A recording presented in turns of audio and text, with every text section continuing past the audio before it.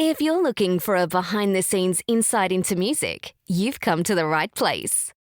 Remember to subscribe to be notified of new content.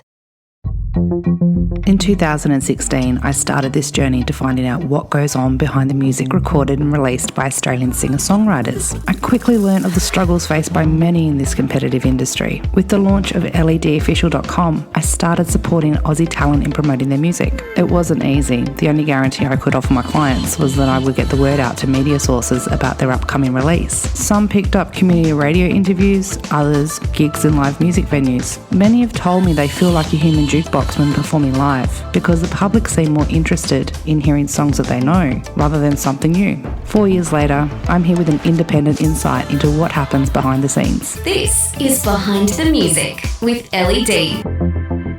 Hi, I'm Manus. I'm from Brisbane, Queensland. One misconception that I had about the industry was that I had to put lots of money into my first release. I was thinking that I had to pay expensive hourly rates to work in a studio, to have it recorded and produced, and then pay even more money on top of that to have it mixed, when I actually just worked with a friend of mine at his house using software that he had on his computer and some equipment that he had, the instruments that he had at his house, and it ended up turning out to be a high quality professional sounding song just by working at his house.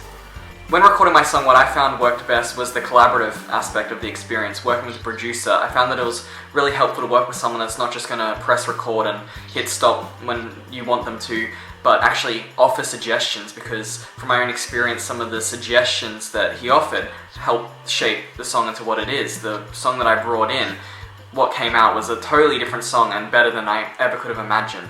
In terms of the release of the song, what I found worked really well was promoting the song well in advance. Back in early March, I was promoting my song that came out in late May, and over that time I gave myself enough time to research how I was going to release it, where I was going to release it, and gave me enough time to gain a small fan base over those 2 months, so then when the song was finally released, everyone knew exactly where to look for it and what time it came out, and it really helped and worked in my favour.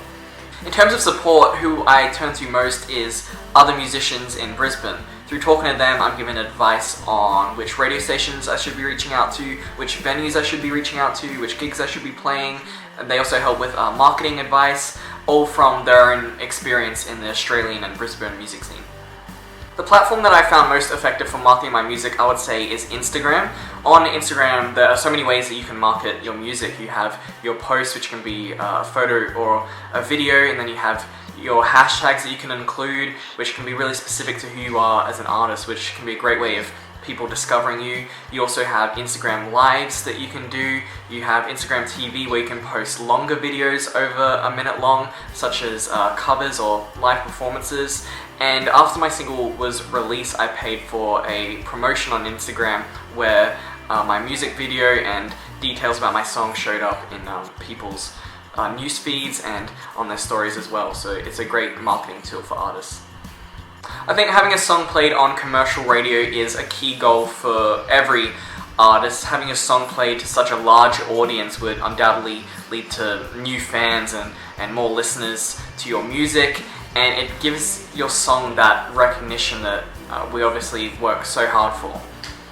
We should support Australian music because I believe that Australia has the best independent music scene in the world.